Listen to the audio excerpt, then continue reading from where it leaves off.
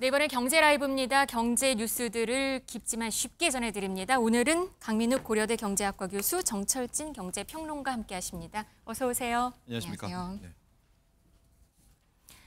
네, 지금 우리나라 미국과의 관세 협상 후속 협상이 한창 진행 중입니다. 3,500억 달러 대미 투자액을 놓고 그 방식을 놓고는 지금 평행선을 달리고 있는데요.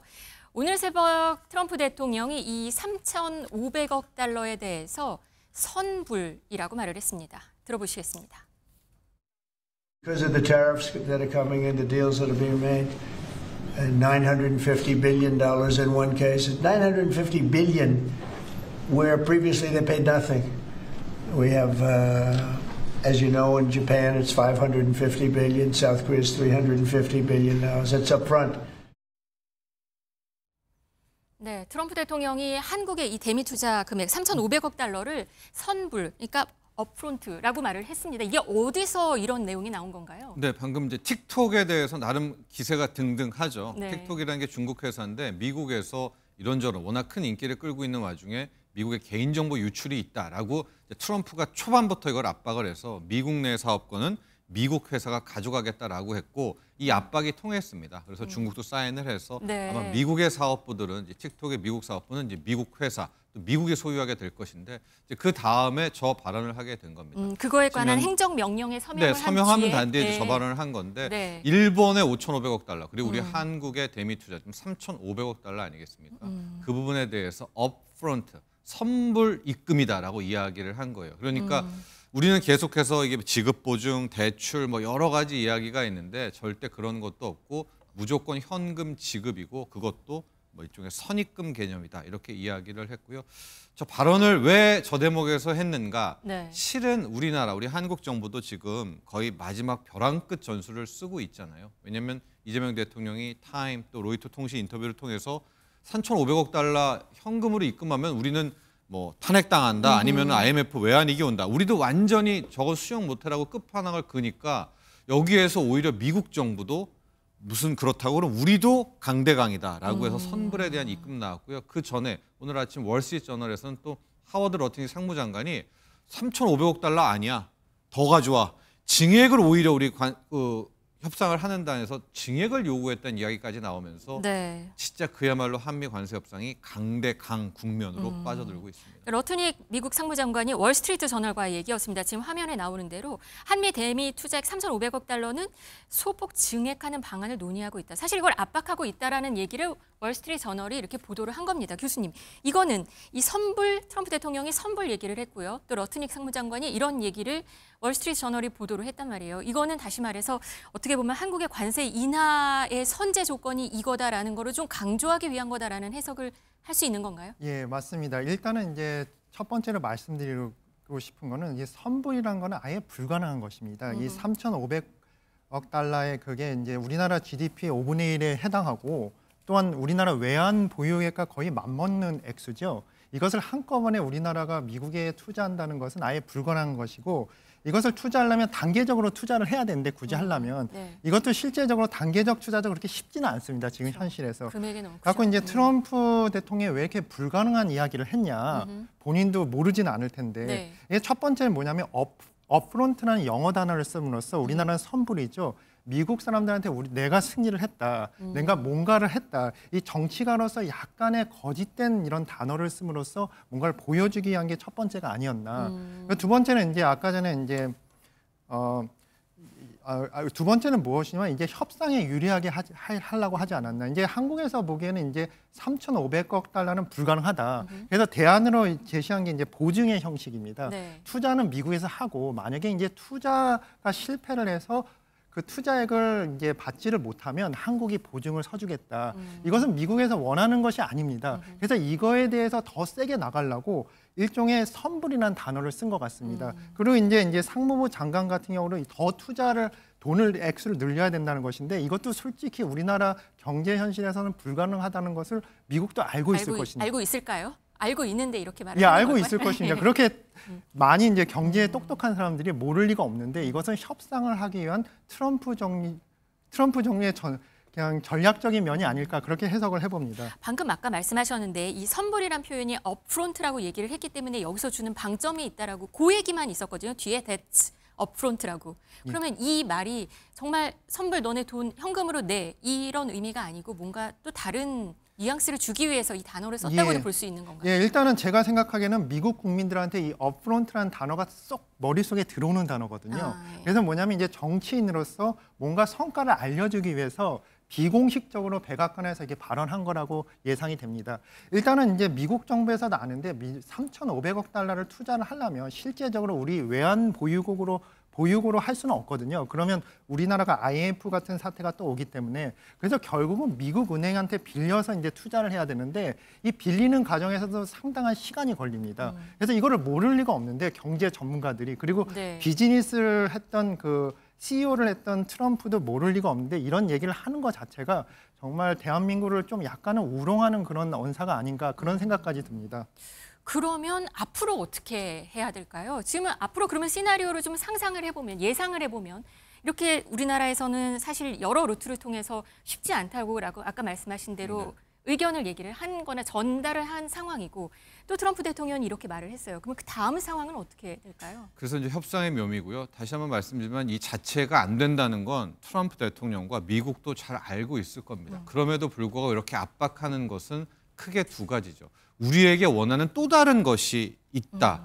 그게 뭔지는 모르겠습니다만 혹은 네. 그게 안보의 사안이든 뭐든 또 하나의 그러니까 그건 완전히 다른 영역인 거죠. 우리한테 뭐가 마음에 안 들고 뭘 고쳐야 되는데 그거 하나를 얻어내려고 여기를 때리는 마치 성동격서 같은 부분이 하나가 있습니다.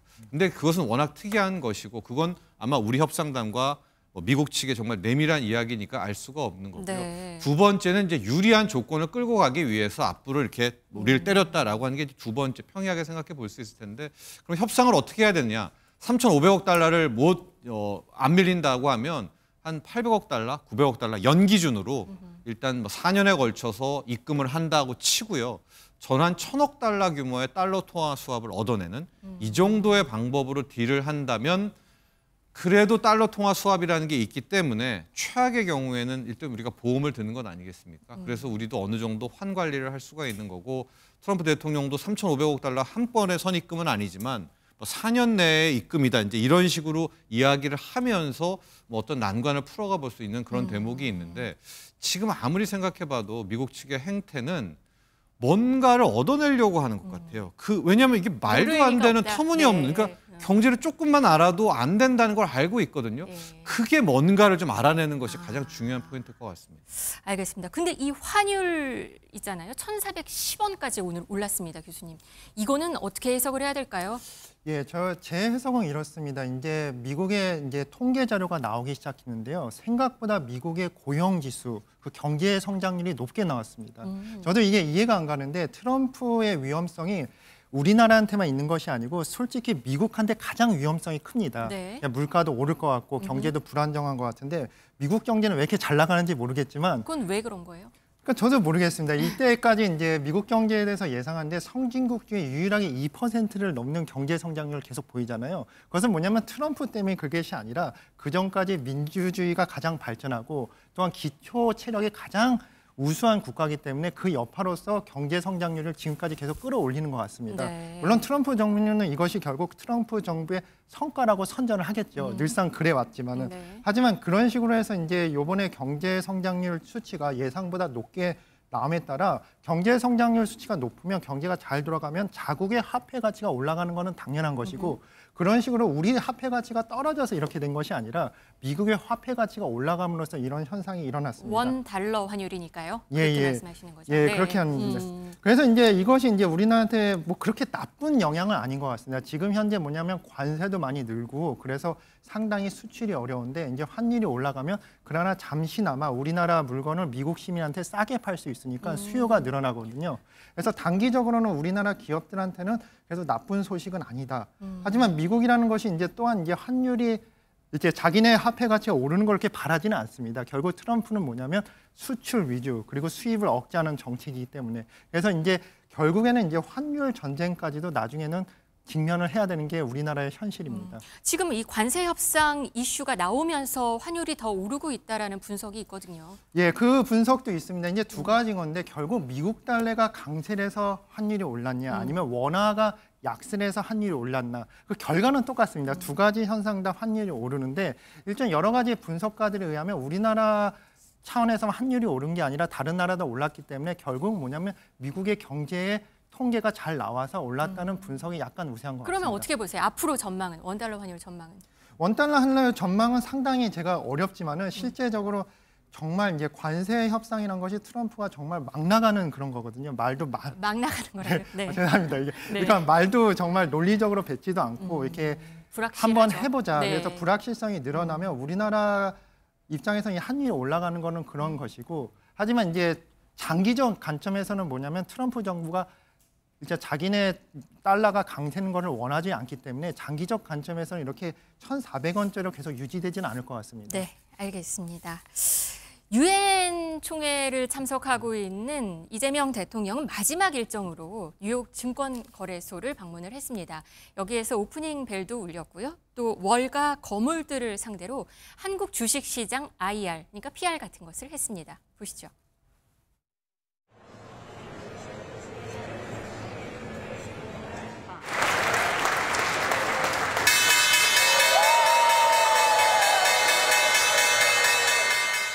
저희가 이렇게 대대적으로 체질 개선을 하고 있는 중인데 여러분들이 대한민국 시장에 관심 가져주시기를 오늘 이렇게 부탁을 드리긴 하지만 이게 분명히 한국 시장 좋아질 건데 물론 제가 100% 보장을 할 수 없습니다만 여러분들이 한국 시장에 투자하기 전에 우리 대한민국 국민들이 먼저 많이 좀 사놔야 이 시장이 개선되에 대한 이익을 우리 국민들이 더 많이 누릴 텐데 너무 빨리 들어오실까 봐 걱정이 되긴 합니다. 네, 분명히 한국 시장이 좋아진다고 말을 했습니다. 이 뉴욕 증권거래소는 200년이 넘은 곳입니다. 미국 경제 발전의 어떤 상징적인 곳이기도 한데요.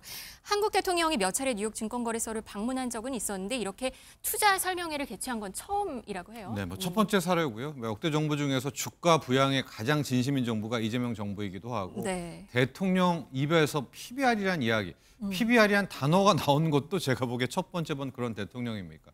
그러니까 당연히 이제 미국에 가서도 뉴욕 증권거래소 그 중에서도 투자 유치를 위한 투자 설명회 방식입니다. 네. 방문이야 이명박 대통령도 했고 뭐 김대중 대통령도 했고 했는데 이건 이제 상당히 좀 이제 주목할 만한 그런 행사이기도 한데 네. 다만 이번 주부터 이제 다음 주부터겠죠. 상황을 좀 심각하게 봐야 될 것 같아요. 왜냐하면 그 동안에는 환율이 오르더라도 외국인 투자자들이 계속해서 순매수 행진을 보였거든요. 네. 1,380원, 90원, 1,400원대에도 실질적으로 외국인들이 9월만 6조, 5조 이상을 샀습니다.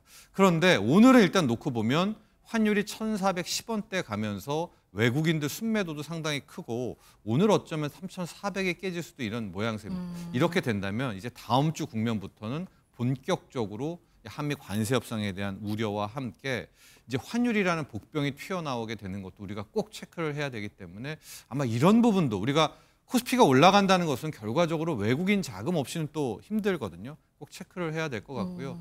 이 달러 얘기도 잠깐 하면 우리 원화가 지금 유독 약세거든요. 네. 왜냐하면 달러 인덱스 자체는 떨어지고 있고 유로화는 상대적으로 강세였기 때문에 전이 원달러 환율에는 분명히 한미 관세 협상에 대한 이 우려가 있을 겁니다. 그래서 이번 주 넘어가고 다음 주 부분에 있어서 이제 환율과 외국인 투자자들의 이것의 향방이 실질적으로 뭐 현 정부가 추진하는 코스피 5,000포인트의 또 중요한 관건이 가는 첫 번째 관문이다. 이렇게 네. 보여집니다. 거기에 오는 그 외국인 투자자들이 있는 월가의 거물들이 지금 이 자리에 온 거였잖아요, 교수님. 여기에 보니까 월가 글로벌 큰손 투자자들이 대거 참석을 했다고 합니다.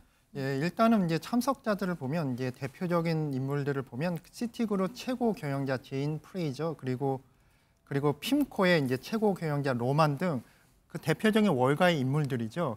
이런 분들이 한 20여 명이 참석했다는 것만으로도 이제 성공을 했다. 그만큼 대한민국 경제에 대해 관심이 많고 또한 대통령이 홍보하기에 상당히 좋았다.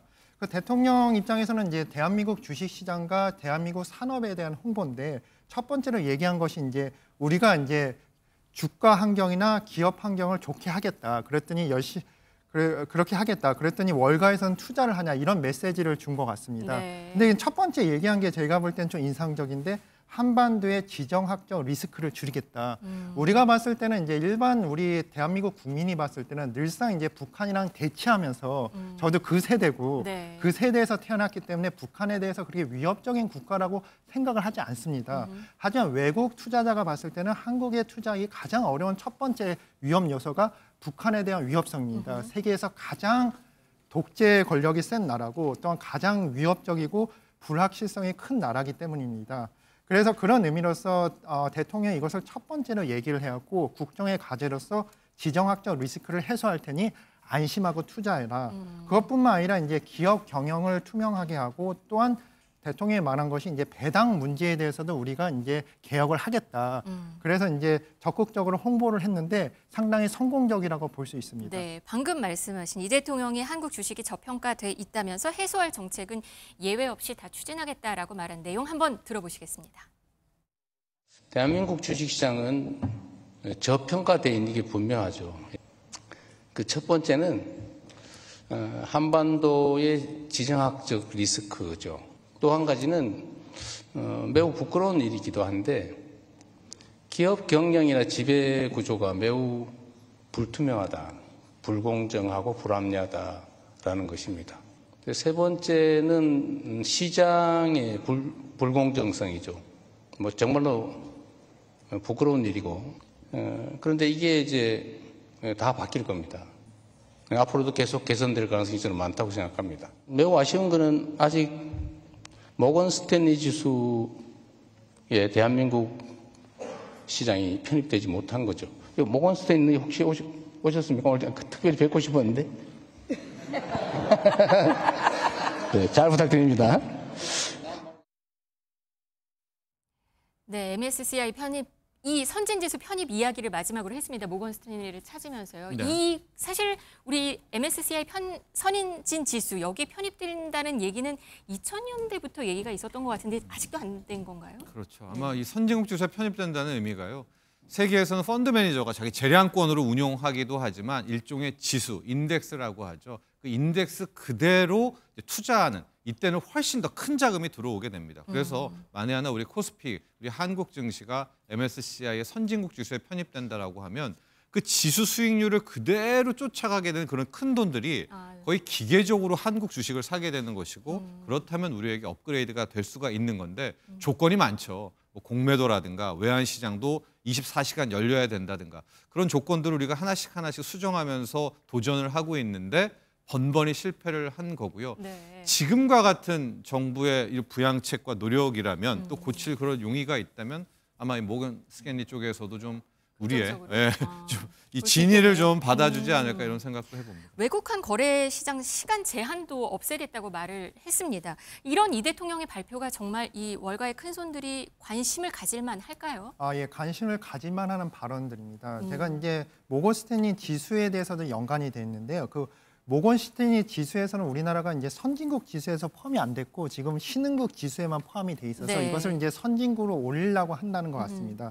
근데 여기서 이제 대표적으로 경제 발전 수준 여러 가지를 보는데 다른 조항은 좋은데 문제가 되는 게 외환 시장에 대한 접근성이 떨어진다. 그런 의미에서 이제 외환 시장에 대해서 시간대를 외환 시장을 한국의 영업 시간을 기준으로 했는데 그것을 뭐냐면 외국인들이 접근할 수 있게 그 시간대를 24시간으로 거군요. 바꾼다. 이것도 이제 같은 맥락에서 네. 이해를 하면 됩니다. 일단 외환 시간에 접근성이 낮게 된 우리나라의 그 이유가 뭐냐면 다른 지수에서는 선진국 지수에 포함될 수 있음에도 불구하고 이런 지수에서는 안 좋은 이유가 뭐냐면 우리나라는 IMF를 겪은 나라입니다. 그 IMF의 트라우마 때문에 아직까지도 이 외환 보유고를 보호하고자 하는 그런 정책들이 셉니다. 그런 법 규제가 세기 때문에 그렇게 하지만 이제 이재명 대통령 입장에서는 이제는 이제 우리나라가 자신이 있다. 어느 정도의 규제를 풀어도 또 외국인 투자자가 자유롭게 달러와 원화를 바꿀 수 있는 그런 시장을 만들어도 문제가 생기지 않는다.